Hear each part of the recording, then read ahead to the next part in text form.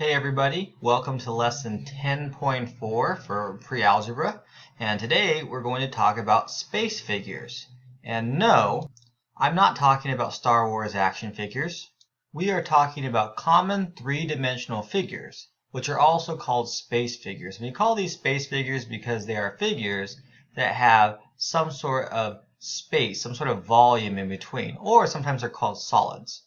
Now, the space figures that we're going to cover, we're going to break them down. We're going to try to categorize them by the number of bases and the shape of the bases. The number of bases tells you what type of solid it is, and the shape of the base will give us a more specific answer. So the first thing we're going to talk about are things that are called prisms. Right? This is an example of a prism, and it actually has two bases. It has a base on the top and a base on the bottom. Now, not all space figures are going to have two bases, but prisms do. And specifically, they have bases that are polygons.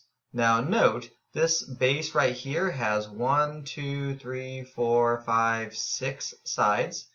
All right, so this is going to be called a hexagonal prism, right?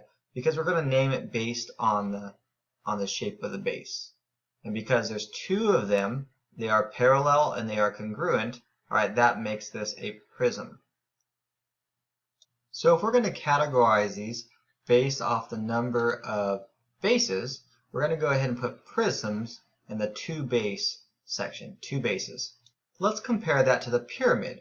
In this case right here, it also has a polygon base, all right, but instead of having two bases, it only has one base. In this case, the base is on the bottom, and it has a vertex. A vertex is a fancy word for corner, or the point where lines meet. So, points meet. So, in this case, this is a pyramid, and we're going to talk about how to name these later, but also we're going to name it based on the shape of the base. So, this guy is a pyramid. Pyramids will always have a polygon base and a vertex at the top. So let's go ahead and add the pyramid to our list of space figures of solids that have one base. All right, one base down here, vertex at the top.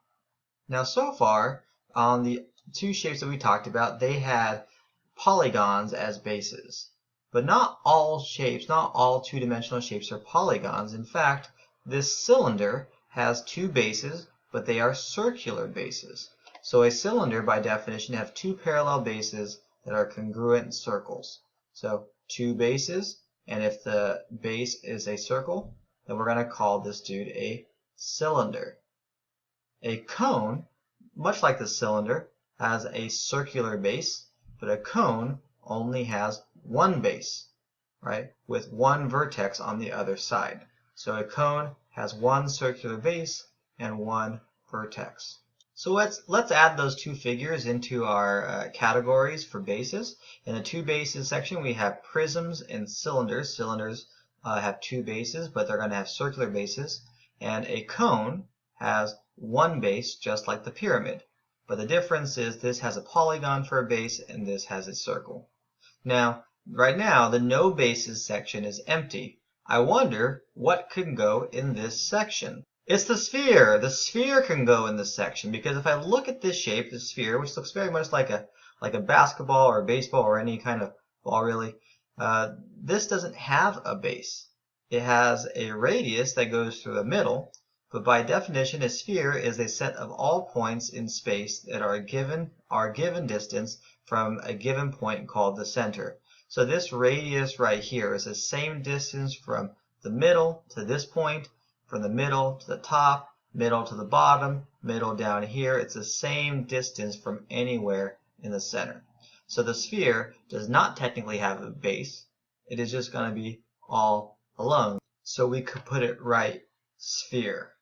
Do you get it? We can put it right here. We can put it right sphere all by itself. So let's go ahead and look at example number 1 on naming space figures. For each figure, describe the bases and name the figure. Now let's look at example A. Example A right here, oh, that was an accident. Example A right here, we need to figure out, well, what type of shape is it? And we need to describe the bases. So looking at the bases, first off, which ones are the bases? I'm going to go ahead and identify that this is a base right here, this guy right here, and also this is a base right here. Now, why are these guys the two bases? Well, bases are always going to be parallel to each other, and this section and this section are parallel. They run along the same line, and they're also going to be congruent. So in this case, this is a base and this is a base. So this has, in order to describe the base, it is a triangle. I changed the pen so that I can shade in the bases, and it's not very good to write. Alright, so let's go ahead and switch back then for a second. Now, the base is a triangle. What is the figure? Well, because the base is a triangle and the triangle is a polygon, we know that this is going to be a prism. It has two bases, so we're going to call this a triangular prism is the shape. On your homework, they're going to ask you to do two things: to identify the shape of the base, and they're going to ask you to name it. And because this is a prism, it has two polygons as bases, this is going to be a triangular prism. Alright, let's go ahead and look at this next shape. First off, how many bases does it have? Well, I'm looking at this thing, I'm looking for two congruent shapes that are also parallel to each other. And I notice that this looks to be a base right here. All this stuff on the inside of this guy right here. And this also looks to be a base on this side. Alright, so a shape that has two bases is also known as a prism. The base shape looks like it's going to be a 1, 2, 3, 4-sided figure that has two parallel lines and the other two are not. So the base is going to be a trapezoid. And because it's a prism, we're going to call this a trapezoidal prism. And we can go ahead and name these based off the shape. We can have hexagonal when it's a hexagon, pentagonal when it's a pentagon. You can have triangular if it's a triangle. So we're going to be naming the shapes, all right, and naming the bases. Standards check number 1 says name each figure, and we can do the same thing. We can name them off the bases and the figure names. Looking at this, it looks like this guy has one base on the bottom and one base on the top. It's either going to be a prism or a cylinder, and in this case I can say that there's circles on the bottom, so this thing is going to be a cylinder. The base is a circle, all right, and the figure name is going to be a cylinder. Cool. Now this guy right here has a circular base as well, so I'm going to go ahead and shade this in. The base is also going to be a circle, circle, and this specific name is going to be a cone, right? Because a cone has a circular base with the vertex on the top. Cool. Alright, the last thing we need to talk about for this lesson are things called nets or net diagrams. And a net is a pattern that you can use to form into a space figure. Alright, so think about it as if I had a piece of paper that I folded into a three-dimensional solid. Alright, if I unravel that paper, what would it look like?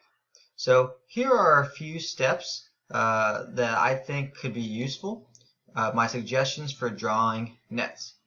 So the first thing you should do is you could locate the base or bases. Remember, if we might have a prism or we might have a cylinder that might have two bases. Step 2, you would draw the bases. Step 3, you would draw the shapes that are connected to the bases. And step number 4, you can use your imagination. Use your imagination just to kind of imagine, to make sure that if you folded that net back up, would it look like the shape is supposed to.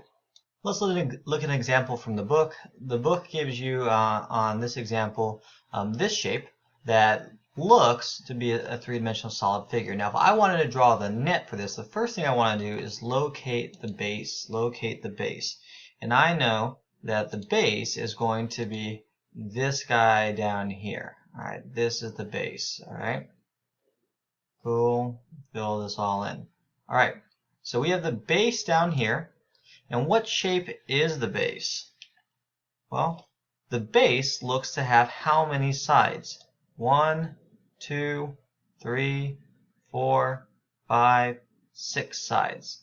So this base should be a hexagon. We should have a hexagonal base for this one. So that looks like this is going to be called a hexagonal pyramid. They're not asking us to name that, but that's just a little bit hex base.